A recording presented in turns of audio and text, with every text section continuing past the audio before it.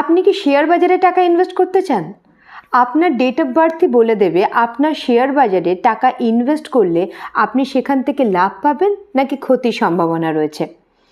আপনার date of birth অনুযায়ী যে জন্মছক মানে যে লসু গ্রিড তৈরি হয় তাতে যদি 6 নাম্বারটি থাকে তাহলে এটা মনে করা হয় যে আপনি শেয়ার মার্কেটে ইনভেস্ট করার যোগ্য বা শেয়ার মার্কেটে আপনি ইনভেস্ট করতে পারেন। এবং 6-এর সাথে যদি 5 নাম্বারটি উপস্থিত থাকে তাহলে আপনি শেয়ার বাজারে ইনভেস্ট করতে পারেন এবং সেখান থেকে লাভ অবশ্যই করে দেখবেন।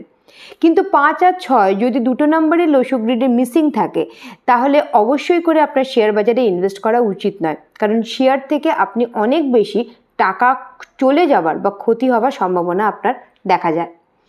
এবং তার সাথে যদি আপনার যে কোনো মাসের 3 তারিখ, 12 তারিখ, 21 তারিখ বা 30 তারিখ জন্ম হয়ে থাকে বা যে কোনো মাসের 4 তারিখ, 13 তারিখ, 22 তারিখ যদি আপনার জন্ম হয়ে থাকে বা যদি 8 তারিখ, 17 তারিখ এবং 26 তারিখ জন্ম হয়ে থাকে, মানে যদি আপনার রুট নাম্বার 3, 4, 8 হয়, তাহলে অবশ্যই করে আপনাদের শেয়ার মার্কেটে ইনভেস্ট করা উচিত নয়।